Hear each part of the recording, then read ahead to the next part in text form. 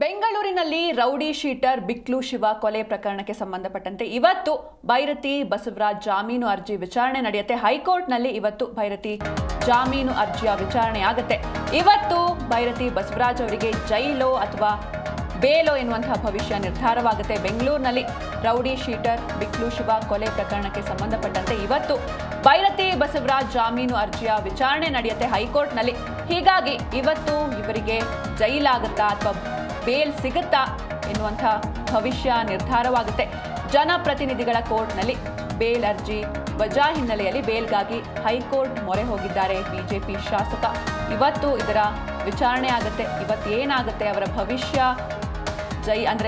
ಜೈಲಿಗೆ ಹೋಗ್ತಾರಾ ಅಥವಾ ಜಾಮೀನು ಸಿಗುತ್ತಾ ಎಲ್ಲವನ್ನ ಕೂಡ ಕಾದು ನೋಡಬೇಕು. ಹೈಕೋರ್ಟ್ ರಜಾ ಕಾಲದ ಪೀಠ ನ್ಯಾಯಮೂರ್ತಿ ಜಿ ಬಸವರಾಜ್ ಮುಂದೆ ಅರ್ಜಿ ವಿಚಾರಣೆ ನಡೆಯುತ್ತೆ.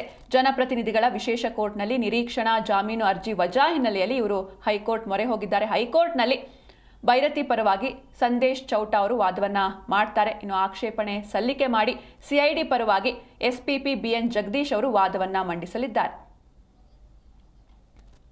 ಈ ಬಗ್ಗೆ ಹೆಚ್ಚಿನ ಮಾಹಿತಿಯನ್ನ ನೀಡ್ತಾರೆ ನಮ್ಮ ಪ್ರತಿನಿಧಿ ಭವ್ಯ ಸುನಿಲ್. ಭವ್ಯ, ಇವತ್ತು ಭೈರತಿ ಬಸವರಾಜ್ ಅವರಿಗೆ ಒಂದು ಪ್ರಮುಖವಾದ ದಿನ, ಏನಾಗಬಹುದು ಅಂತ? ಖಂಡಿತ. ಯಾಕಂದ್ರೆ ರೌಡಿ ಶೀಟರ್ ಬಿಕ್ಲು ಶಿವ ಕೊಲೆ ಪ್ರಕರಣದಲ್ಲಿ ಭೈರತಿ ಬಸವರಾಜ್ ಎಲ್ಲಿದ್ದಾರೆ ಅನ್ನೋ ಮಾಹಿತಿ ಇನ್ನೂ ಕೂಡ ಲಭ್ಯವಾಗಿಲ್ಲ. ಯಾಕಂದ್ರೆ ಜನಪ್ರತಿನಿಧಿಗಳ ವಿಶೇಷ ನ್ಯಾಯಾಲಯಕ್ಕೆ ಅರ್ಜಿಯನ್ನ ಹಾಕಿದ್ರು. ಅಲ್ಲಿ ಬೇಲ್ ರಿಜೆಕ್ಟ್ ಆದ ಕಾರಣ ಇವತ್ತು ಹೈಕೋರ್ಟ್ ರಜಾ ಕಾಲದ ಪೀಠ ನ್ಯಾಯಮೂರ್ತಿ ಜಿ ಬಸವರಾಜ್ ಮುಂದೆ ಅರ್ಜಿ ವಿಚಾರಣೆ ನಡೆಯುತ್ತೆ. ಇನ್ನೇನು ಕೆಲವೇ ಕ್ಷಣಗಳಲ್ಲಿ ವಿಚಾರಣೆ ನಡೆಯುವ ಸಾಧ್ಯತೆ ಇರುವಂತದ್ದು. ಅದೇ ಈ ಅರ್ಜಿಯಲ್ಲಿ ಜನಪ್ರತಿನಿಧಿಗಳ ವಿಶೇಷ ನ್ಯಾಯಾಲಯದಲ್ಲಿ ನಿರೀಕ್ಷಣಾ ಜಾಮೀನು ಅರ್ಜಿ ವಜಾ ಮಾಡಿದ್ದಾರೆ ಅನ್ನೋ ವಿಚಾರವನ್ನ ಕೂಡ ಮೆನ್ಷನ್ ಮಾಡಿದ್ದಾರೆ.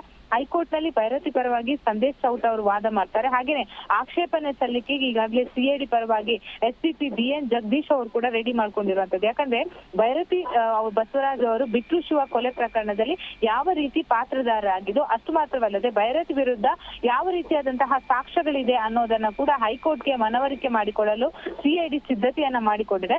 ಅಷ್ಟು ಮಾತ್ರವಲ್ಲದೆ ಟವರ್ ಲೊಕೇಶನ್ ಆಗಿರ್ಬೋದು, ಕಾಲ್ ರೆಕಾರ್ಡರ್ಸ್ ಆಗಿರ್ಬೋದು, ಹಾಗೇನೆ A1 ಜಗದೀಶ್ ಹಾಗೇನೆ A5 ಆಗಿರುವಂತಹ ಭೈರತಿ ಬಸವರಾಜ್ A20 ಅಜಿತ್ ನಡುವೆ ನಡೆದಂತಹ ಕಾಲ್ ರೆಕಾರ್ಡರ್ ಗಳನ್ನ ಕೂಡ ಇವತ್ತು ಹೈಕೋರ್ಟ್ಗೆ ಸಬ್ಮಿಟ್ ಮಾಡಲಿದ್ದಾರೆ. ಸೊ ಎಲ್ಲೋ ಒಂದು ಕಡೆ ಜನಪ್ರತಿನಿಧಿಗಳ ವಿಶೇಷ ನ್ಯಾಯಾಲಯ ಈ ಎಲ್ಲ ಸಾಕ್ಷ್ಯಗಳನ್ನ ನೋಡಿ ಬೇಲ್ ರಿಜೆಕ್ಟ್ ಮಾಡಿತ್ತು. ಸೊ ಇವತ್ತು ಹೈಕೋರ್ಟ್ ಕೂಡ ಕೋಕಾವನ್ನ ಮೊನ್ನೆದ್ದು ಅಂದ್ರೆ ಕೋಕಾವನ್ನ ತೆಗೆದಿರುವಂತದ್ದು. ಸೊ ಇವತ್ತು ಬೇಲ್ ಕೊಡುತ್ತಾ ಅಥವಾ ಬೇಲ್ ರಿಜೆಕ್ಟ್ ಮಾಡುತ್ತಾ ಅನ್ನೋದು ಬಹಳಷ್ಟು ಕ್ಯೂರಿಯಾಸಿಟಿ ಇರುವಂತದ್ದು. ಸೊ ಇವತ್ತು ಹೈಕೋರ್ಟ್ ಅಲ್ಲಿ ಒಂದ್ ವೇಳೆ ರಿಜೆಕ್ಟ್ ಆದ್ರೆ ಇವರು ಸುಪ್ರೀಂ ಕೋರ್ಟ್ ಮೊರೆ ಹೋಗ್ಬೇಕಾಗುತ್ತೆ. ಈಗಾಗಲೇ ಸುಪ್ರೀಂ ಕೋರ್ಟ್ಗೆ ಸಿಐಡಿ ಪರ ವಕೀಲರು ಕೂಡ ಹೋಗಿದ್ದಾರೆ. ಯಾಕಂದ್ರೆ ಹೈಕೋರ್ಟ್ ಕೋಕಾವನ್ನ ತೆಗೆದಿದ್ದು. ಸೊ ಈ ಕಾರಣಕ್ಕಾಗಿ ಈ ಪ್ರಕರಣದಲ್ಲಿ ಕೋಕಾ ಅನ್ವಯ ಆಗ್ಬೇಕಂತ ಸುಪ್ರೀಂ ಕೋರ್ಟ್ಗೆ ಈಗಾಗಲೇ ಹೋಗೋದಕ್ಕೆ ರೆಡಿ ಮಾಡ್ಕೊಂಡಿದ್ದಾರೆ. ಹಾಗೇನೆ ಅರ್ಜಿಯನ್ನ ಹಾಕೊಂಡಿರುವಂತದ್ದು. ಸೊ ಹೈಕೋರ್ಟ್ ಅಲ್ಲಿ ಕೂಡ ಬೇಲ್ ರಿಜೆಕ್ಟ್ ಆದ್ರೆ ಸುಪ್ರೀಂ ಕೋರ್ಟ್ಗೆ ಹೋದ್ರೂ ಕೂಡ ಸಿಐಡಿ ಅವರ ಆಕ್ಷೇಪಣೆ ಸಲ್ಲಿಕೆ ಮಾಡೋದಕ್ಕೆ ಎಲ್ಲಾ ತಯಾರಿ ಮಾಡಿದ್ದಾರೆ. ಮತ್ತೊಂದ್ ಕಡೆ ಭೈರತಿ ಬಸವರಾಜ್ ಅವರಿಗೆ ಈಗ ಆಪ್ಷನ್ ಇರೋದೊಂದೇ, ಸಿಐಡಿ ಎದುರು ಹಾಜರಾಗ್ಬೇಕು ಅಥವಾ ಕಾನೂನಿನ ರೀತಿ ಮುಂದೆ ಹೋರಾಟ ಮಾಡ್ಬೇಕಾದ್ರೂ ಕೂಡ ಕೆಲ ಹಂತದ ನ್ಯಾಯಾಲಯ ಕೂಡ ರಿಜೆಕ್ಟ್ ಮಾಡಿದೆ, ಹೈಕೋರ್ಟ್ ಕೂಡ ರಿಜೆಕ್ಟ್ ಮಾಡಿದ್ರೆ, ಸುಪ್ರೀಂ ಕೋರ್ಟ್ ಅಲ್ಲಿ ಕೂಡ ರಿಜೆಕ್ಟ್ ಆದ್ರೆ ಅವ್ರಿಗೆ ಒಂದೇ ಆಪ್ಷನ್ ಇರುವಂತದ್ದು ಸಿಐಡಿ ಪೊಲೀಸರ ಎದುರು ಒಂದು ಶರಣ ಆಗುವಂತದ್ದು. ಸಿಂಚನ. ಓಕೆ, ಥ್ಯಾಂಕ್ ಯು ಭವ್ಯ ಸುನಿಲ್ ನಿಮ್ಮೆಲ್ಲ ಡೀಟೇಲ್ಸ್ಗಾಗಿ.